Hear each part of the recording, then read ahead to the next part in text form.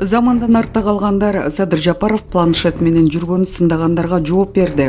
Садыр Жапаров кабар агенттигине санариптештирүүнүн артыкчылыктары тууралуу пикирин билдирди. Сиздин дайыма планшет же ноутбук колдонгонуңузду көрүп жүрөбүз. Айрым жарандардын колунан планшети түшпөйт деген сындап калганда угабыз. Планшетти качантан бери колдоносуз жана анын кандай артыкчылыктары бар? 2007-2008 жылдардан бери колдоном. Ал кезде интернетке кирип туруш үчүн көбүнчө iPhone телефондорун колдонот элем. Кийинчерээк iPad, ноутбук колдонгонго өттүм. Көп иштерди аткарууда бул заманбап техникалар абдан ыңгайлуу. Кагаз калемдин кереги жок, ичинде бардык маалыматтар бар. Архивди ачып бир сыйра карасаң, 5-10 жылдан берки керектүү маалыматтарың сакталып турат. Дайыма жаныңда каалаган убакта каалаган маалыматыңды, каалаган материалыңды таап аласың. Мындан сырткары, заметка күнүмдүк иштерди белгилеп жазып койсоң, ал эч нерсе унуттурбайт. Эртең менен ача салып, бүгүн өкмөткө, министрликтерге жана башка аймактарга кайсыл тапшырмаларды бериш керек, кандай иштерди жасашыбыз керек, ички тышкы саясатта кандай маселелерди аткарышыбыз керек деп белгилеген эскертмелерди карап, ишиңди иреттеп турасың. Ошого жараша баарына тапшырмаларды бересиң. Иштер тез-тез бүтөт. Андан сырткары Кумтур сыяктуу бир топ мамлекеттик стратегиялык мекемелерди, бажы постторун, кырдаалдык борборду ушул жерден эле онлайн режимде түздөн-түз көрүп турам. Мунун артыкчылыктары ушунда. Биз эми 21-кылымда жашап жатабыз да, өкмөттө иштегендердин баарына кагазды унуткула, санарип өткүлө деген талапты 2 жылдан бери коюп келатам. Тилекке каршы айрым министрликтер эмнегече толук өтө алышпай, аксап келатышат.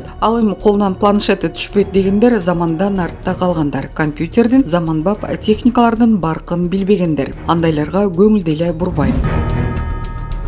Казакстанда көчмөндөр оюндарында көк бөрү ойнолбойт. Казакстандын Астана шаарында өтө турган дүйнөлүк көчмөндөр оюндарында көк бөрү ойнолбойт. 5-рет өтө турган көчмөндөр оюндары 8 сентябрдан 14 сентябрда өтүлөт. Анда спорттун 20 түрү боюнча мелдештер уюштурулат. Алардын арасында көк бөрү жок, бирок көкпар бар. Соңку Түркияда өткөн дүйнөлүк көчмөндөр оюндарында көк бөрү менен көкпар боюнча мелдештер уюштурулган. Маалымат булагы баракелде.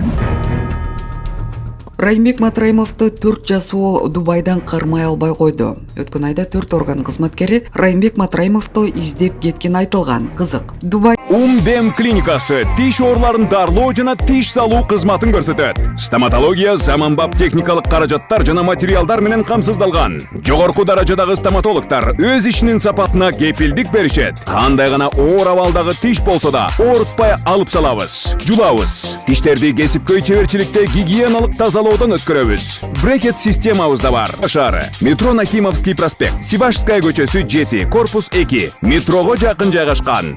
5 минут гана жөө басасыз. Деп кеткен айтылган. Кызык. Дубайдан кармай албай коюшканы каңкууланды. Ошол малда кандай чаралар көрүлдү? Жергиликтүү бийлик кабыл албай койдубу? Айтор бизге түшүнүксүз. Убактылуу жашаган өлкөнү, шаарды божомолдошконбу? Андан бери бир топ убакыт өттү. Таппай жатышабы же дагы деле издеп жүрүшөбү? Бизге да азырынча белгисиз болууда. Райымбек мырза тобокелдикке салып, башты канжыга байлап, өлкөдөн чыгып кеткенден бери белгисиз.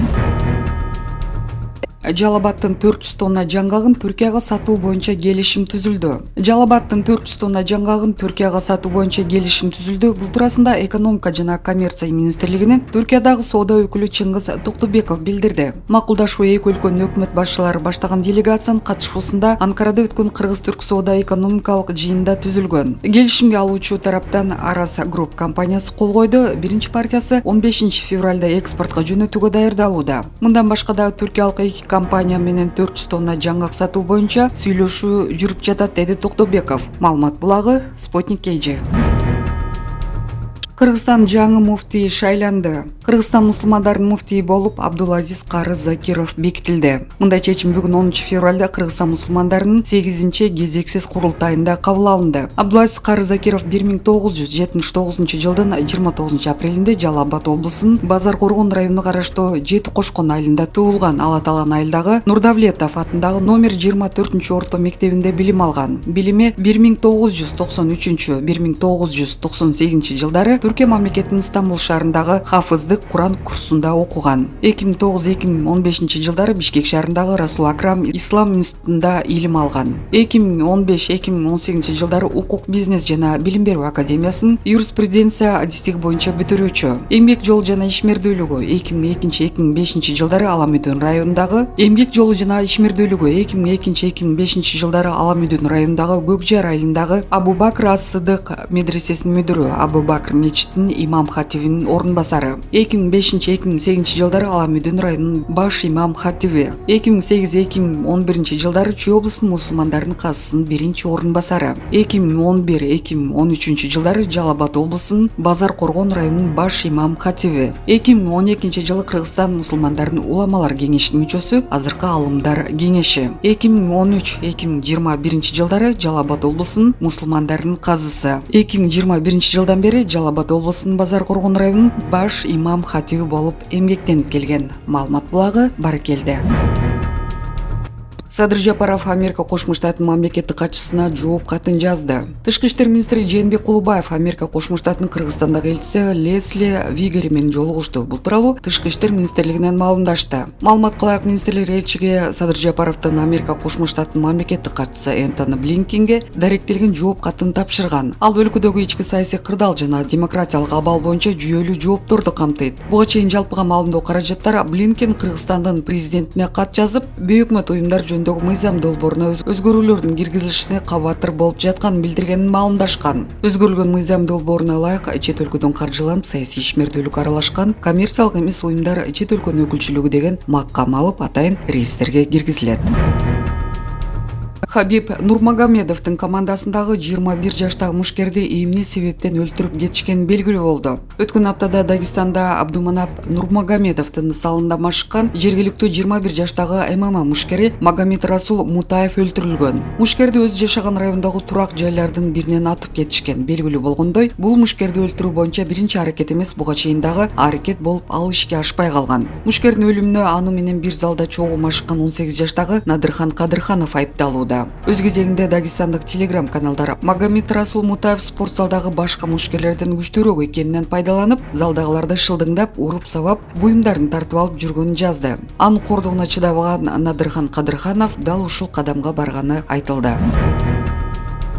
Депутат Надира Нарматова Кактус Медиа сайты тараткан маалымат чындыкка дал келбесин айтты. Кактус Медиа сайты аркылуу 8 февраль күнү расмий түрдө юрист Таттыбү Иргишбаеванын жогорку кеңештин төрагасы энкоолор жөнүндө мыйзамдын долбоор кайрадан конституциялык саясат жана сот укуктар боюнча комитетке кайрадан иштеп чыгууга жөнөттү деп тараткан маалыматты негизсиз, жалган маалымат жана чындыкка жатпайт деп билдирди депутат Надира Нарматова. Анын айтымында мыйзамдын долбоору регламентте белгиленген талаптарга ылайык экинчи окуудан депутаттардан түшкөн сын сунуштардын негизинде комитеттин отурумунда каралып, өзгөртүү толуктоолор менен иштелип чыккан. Коммерциялык эмес уюмдар жөнүндө мыйзамдын долбоору экинчи окуудан Конституциялык комитеттен өткөн боюнча турат. Жогорку кеңештин күн тартибине 7 февраль күнгө киргизилген. Мыйзамдын негизги демилгечиси депутат Нарматова Надира Азимовна кабинет министринин премьер-министри Акылбек Усенбекович Жапаров менен бирдикте Ош облусунун Ноокат районунда бүткөрүлгөн мектептерди ачуу аземдерине катышуу үчүн расмий иш сапарынын кеткендигине байланыштуу күн тартибине алынып, кийинкиге жылдырылган. Андыктан Кактус Медиа жана Таттыбү Иргишбаеванын коомчулукка тараткан маалыматты кезектеги уюштурулган кутумчулдугу, шантажы жана чындыкка дал келбейт деп билдирди депутат Надира Нарматова. Маалымат булагы Кадам Медиа.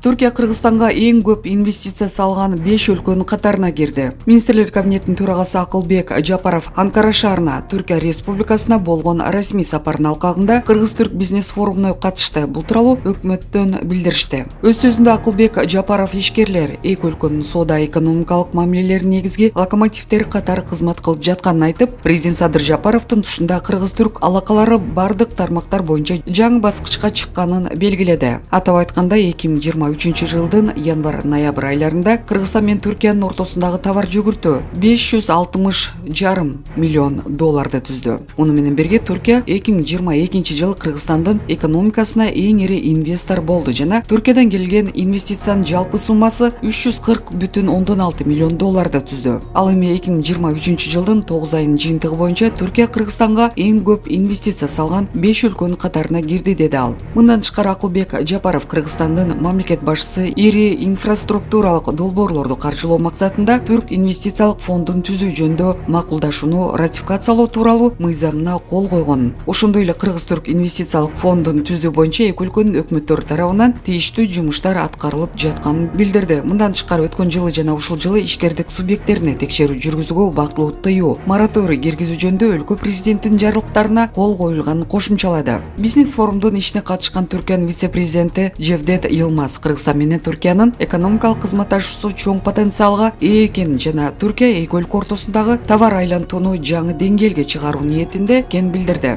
Форумда Кыргызстанда иш жүргүзгөн Coca-Cola, Кыргызстан Sheraton мейманканасы, Демирбанк жана Этибакыр, Терекса сыяктуу ири түрк фирмаларынын өкүлдөрү да сөз сүйлөп Кыргызстанда ишкерлер үчүн ыңгайлуу шарттар түзүлгөнүн билдиришти. Форумдун жүрүшүндө эки жактуу ишкердик жолугушуулар да өткөрүлдү. Анда алар энергетика, айыл чарба, кайра иштетүүчү өнөр жай ишканалары, товарларды экспорттоо, потенциалдуу инвесторлорду издөө жана тартуу сыяктуу аркылуу багыттарда кызматташууну талкуулашты. Жалпы 500гө жакын ишкерлер катышкан бизнес форумдун соңунда кызматташуу жана инвестициялык долбоорлорду биргелешип ишке ашыруу жөнүндө 8-меморандумга кол коюлду.